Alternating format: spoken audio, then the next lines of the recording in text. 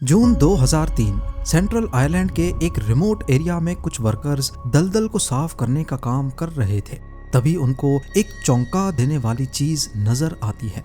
दलदल में मौजूद दो इंसानी हाथ।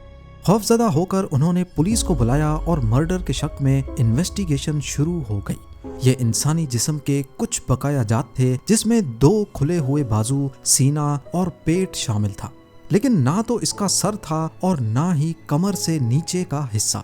बॉडी की स्किन लेदर की तरह सख्त हो चुकी थी और रंग काला पड़ चुका था। जैसे तैसे बॉडी को टेस्टिंग के लिए लैब भेजा गया। इसके हाथों की लकीरें और फिंगरप्रिंट्स वाज़े तौर पर इशारा कर रही थी कि ये सिर्फ 4 दिन पुरानी बॉडी है, पर असल में बॉडी काफ़ी ज़्यादा पुरानी थी। रेडियो कार्बन डेटिंग के लिए सैंपल्स लिए गए और जो रिजल्ट सामने आया उसने सबकी अक्ल को दंग कर दिया। ये बॉडी ना तो 4 दिन पुरानी थी, ना 4 साल और ना ही 4 दहाइयाँ, बल्कि रेडियो कार्बन डेटिंग से पता चला कि ये 2400 साल पुरानी बॉडी है। पर आखिर इतनी पुरानी बॉडी 2000 सालों के बाद भी साबित कैसे है? कौन था ये शख्स जिसका एंशिएंट आयरिश किंगडम में इंतहाई अहम रोल था? इसको क्यों मारा गया और मरने से पहले इसने क्या खाया था? ज़ेम टीवी की वीडियोस में एक बार फिर से खुशामदीद। नाजरीन, इस खबर ने जैसे पूरे आयरलैंड में हलचल मचा दी, पर यह तो सिर्फ शुरुआत थी, क्योंकि ये इस बॉडी की पहली चौंका देने वाली मालूमात नहीं थी। 20 साल का एक्सपीरियंस रखने वाले पैथोलॉजिस्ट रिचर्ड शेपर्ड ने बॉडी का मुआयना करने के बाद बताया कि ये जो कोई भी था, 2400 साल पहले इसकी मौत नेचुरल नहीं हुई थी। इसका खात्मा काफी खौफनाक तरीके से हुआ था। इसकी बॉडी में इस चीज का सबूत भी मिला कि इसके सर और निचले हिस्से को मौत के बाद जानबूझकर अलग किया गया। इस बॉडी में ऐसी निशानियां पाई गईं जो आर्कियोलॉजिस्ट्स को एंशिएंट आयरिश लोगों के तौर तरीके जानने का मौका दे सकती थी। पर सबसे बड़ा सवाल ये था कि आखिर ये कौन था? इसकी बॉडी के हिस्से इतनी अच्छी तरह प्रिजर्व कैसे हुए और आखिर इसका ये हाल क्यों किया गया? इन सवालात के जवाब इसी बॉडी में छुपे थे। मुख्तलिफ एक्सपर्ट्स ने इस बॉडी को स्टडी करना शुरू किया। बेशक इसका नाम किसी को मालूम नहीं था, लेकिन रिसर्च पर्पस के लिए इसको क्रूगन मैन का नाम दिया गया, क्योंकि ये सेंट्रल आयरलैंड की जिस पहाड़ी के पास दलदल से मिला उसको क्रूगन हिल कहा जाता है। क्रूगन हिल के पास मिलना एक्सपर्ट्स के लिए एक अहम इशारा था। 2400 साल पहले आयरन एज में ये पहाड़ी एंशिएंट आयरिश किंगडम का मरकज हुआ करती थी। उस वक्त आयरलैंड में बहुत सारी किंगडम्स थी जो अलग अलग हिस्सों को कंट्रोल करती थी और हर सल्तनत का अलग बादशाह हुआ करता था। इन बादशाहों को ताज पहनाने की रस्म ऐसी ही मुकद्दस पहाड़ियों पर होती थी। अगर क्रूगन मैन का ताल्लुक एंशिएंट आयरिश किंगडम से था तो उसका यहाँ पर रोल क्या था? आयरन एज में एंशिएंट आयरिश लोग लिखत में कोई मालूमात नहीं छोड़ते थे, लिहाजा इस गुत्थी को सुलझाने के लिए एक्सपर्ट्स के पास सिर्फ मॉडर्न फॉरेंसिक्स का ही सहारा था। सबसे पहली चीज जो एक्सपर्ट्स ने कैलकुलेट की वो था इसका कद। इसके हाथ और बाजू नॉर्मल साइज से काफी बड़े थे। आयरन एज में आयरिश लोगों की एवरेज हाइट 5.5 फीट हुआ करती थी, लेकिन एक्सपर्ट्स ने क्रूगन मैन की हाइट 6 फीट 6 इंचेस कैलकुलेट की। ये इस बात का इशारा था कि क्रूगन मैन अपनी जिंदगी में दूसरों से काफी लंबा, मस्कुलर, चौड़ा सीना और अलग थलग दिखने वाला शख्स था। यानी ये कोई वॉरियर भी हो सकता था, मेहनत करने वाला मजदूर या फिर कोई फार्मर भी। पर बॉडी से मिलने वाले सबूत कुछ और ही इशारा दे रहे हैं। मजीद गौर करने पर एक्सपर्ट्स ने देखा कि इसकी उंगलियों के नाखून साफ सुथरे और कटे हुए हैं। यानी ये बात कंफर्म हो गई कि क्रूगन मैन अपनी जिंदगी में ना तो मजदूर था और ना ही कोई वर्कर, क्योंकि उस दौर में ऐसी फैसिलिटीज अपर क्लास के लोगों के पास ही होती थी। इसके अलावा क्रूगन मैन के हाथों पर किसी किस्म के निशानात भी नहीं मिले जो नॉर्मली मजदूरी करने से पड़ते हैं। यानी ये शख्स जो भी था, इसने कभी मजदूरी नहीं की थी। और नाखून का सफाई से कटा होना इस बात को जाहिर करता है कि सोसाइटी में इसका ऊंचा मकाम था। एक और इशारा जो क्रूगन मैन की पहचान के बारे में अहम मालूमात जाहिर करता है। मौत से पहले उसने लेफ्ट बाजू पर एक आर्मलेट पहना हुआ था, जो उसकी शख्सियत के बारे में बहुत कुछ बताता है। ये चमड़े की तह से बना था और डेकोरेशन के लिए इस पर कॉपर अलॉय की क्लिप्स भी लगी थी। ایکسپرٹس کا ماننا ہے کہ اس دور میں ایسی آملیٹ صرف وہی لوگ پہنتے تھے جو ہائی اسٹیٹس کے ہوتے تھے۔ یہ آملیٹ سورج کی پوجا سے بھی جڑا ہوا مانا جاتا ہے۔ اس پر لگے میٹل کلپس شاید سورج کی نشانی تھے، جو یہ اشارہ دیتے ہیں کہ وہ شخص شاید کوئی مذہبی پیشوا یا پھر ڈروئڈ تھا۔ کروگر مین کے بارے میں انویسٹیگیٹرز اب کافی کچھ جان چکے تھے۔ اونچا قد، مسکولر باڈی، سماج میں اعلیٰ درجہ اور ممکنہ طور پر کوئی ریلیجیس لیڈر۔ اب جاننا یہ تھا کہ یہ مارا کیوں اور کیسے گیا۔ دیکھا جائے تو باڈی دلدل کے بیچوں بیچ ملی تھی، پانی اور سڑے ہوئے پودوں کا ایسا مکسچر جس نے 2400 سالوں سے باڈی کو پریزرو کر رکھا تھا۔ اس دلدل میں سڑے ہوئے پودے پانی کو ایسیڈک کر دیتے ہیں، جس کی وجہ سے باڈی کے باہر کا حصہ سخت چمڑے کی طرح ہو جاتا ہے اور وہ اندرونی پارٹس کو سڑنے سے، ڈی کمپوز ہونے سے بچا دیتا ہے، ٹھیک جیسے ممیز میں ہوتا ہے۔ ممیز کا ذکر ہو تو سب کو اینشینٹ ایجپشن ممیز ذہن میں آتی ہیں۔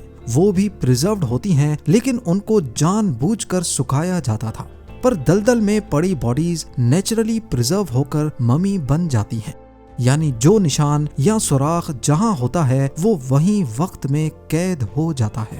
یعنی اس باڈی میں جو بھی نشان موت سے پہلے بنے وہ آج بھی ضرور وہیں پر ہوں گے۔ کروگر مین کے دونوں ایلبوز پر سوراخ موجود تھے۔ جب ان سوراخوں کے اندر کا معائنہ کیا گیا تو ایکسپرٹس کو اندر لکڑی کے چھوٹے چھوٹے ٹکڑے دکھائی دیے۔ ایکسپرٹس کا ماننا ہے کہ شاید موت سے قبل اس کے بازو لکڑی سے بنی مڑی ہوئی رسی سے کس کے باندھے گئے تھے، جس کی وجہ سے لکڑی کا ایک کنارہ اندر بھی گھس گیا تھا اور دلدل نے اس لکڑی کے ٹکڑوں کو بھی پریزرو کر دیا۔ ایکسپرٹس کا ماننا ہے کہ یہ سوراخ دردناک ضرور تھے لیکن جان لیوا نہیں۔ شاید کروگر مین کو کنٹرول میں رکھنے کے لیے ایسا جان بوجھ کر کیا گیا تھا۔ باڈی اب ایک ایک کر کے 2400 سال پرانے راز اگل رہی تھی، پر سوال یہ ہے کہ موت سے قبل اسے باندھا کیوں گیا تھا اور آخر اتنے قداور شخص کو مارا کیسے گیا۔ معائنہ کرنے پر دیکھا گیا کہ گردن کے پاس کٹ پیچھے سے اوپر اور آگے سے نیچے تھا۔ یہ صاف صاف اشارہ تھا کہ موت کے وقت اسے آگے جھکایا گیا تھا گھٹنوں کے بل، اور پھر پیچھے سے وار کیا گیا۔ انویسٹیگیٹرز کا ماننا ہے کہ گردن کا اس طریقے سے الگ ہونا ایک پلانڈ ایگزیکیوشن لگتی ہے، کسی سزا کے طور پر، نہ کہ کوئی ایکسیڈنٹ یا جنگ میں موت ہونا۔ باڈی پر ایک اور انجری نے اس گتھی کو سلجھانے میں کافی مدد کی۔ دیکھا گیا کہ کروگر مین کی لیفٹ نپل کو چاقو کے ذریعے کاٹا گیا تھا۔ یہ ایک عجیب حرکت تھی جس کے پیچھے کا مقصد کافی گہرا بھی ہو سکتا ہے۔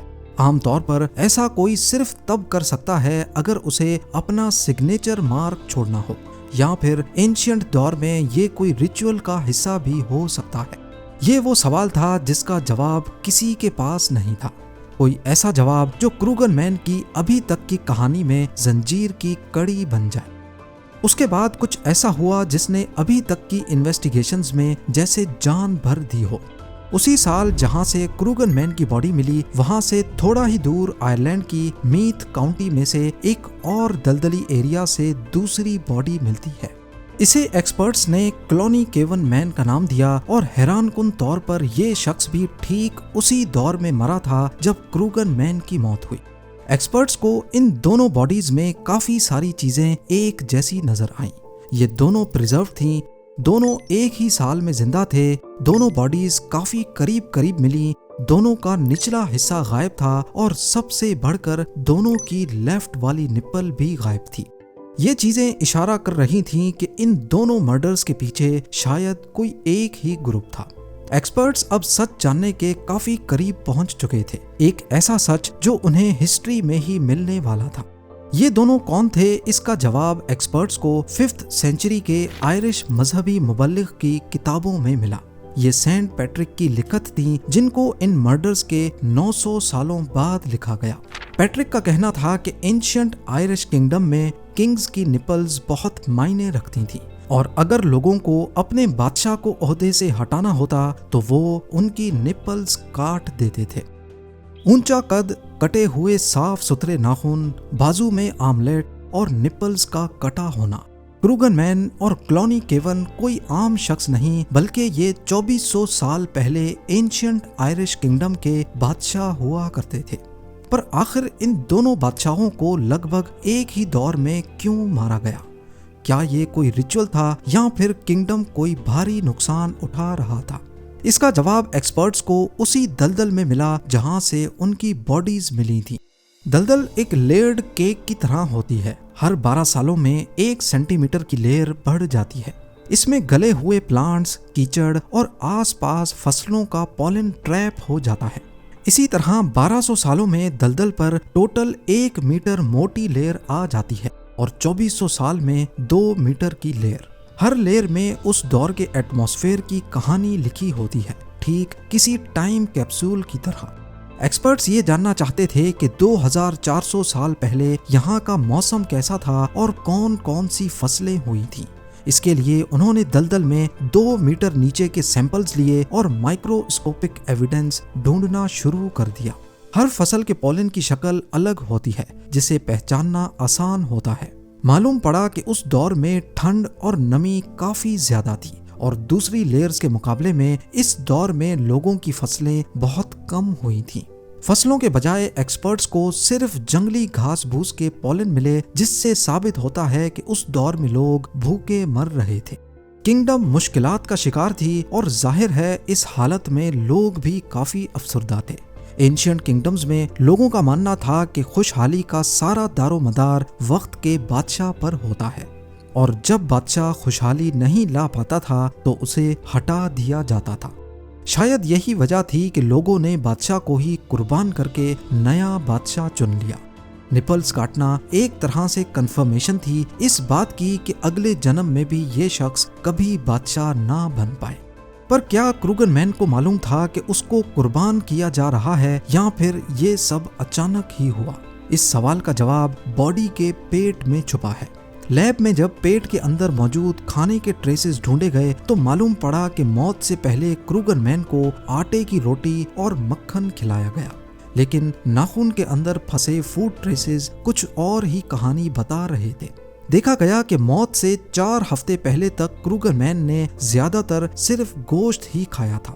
اس سے ظاہر ہوتا ہے کہ نارملی یہ پروٹین کھاتا تھا، لیکن موت سے پہلے ہی اس کو تخت سے ہٹا دیا گیا اور سادہ روٹی دی گئی۔ ماہرین کا کہنا ہے اس بات کے کافی چانسز ہیں کہ کروگن مین کو اس کی قربانی کے بارے میں پہلے سے پتہ چل گیا تھا، اور شاید تبھی اس کے ریزسٹ کرنے پر اس کو رسیوں سے باندھ دیا گیا۔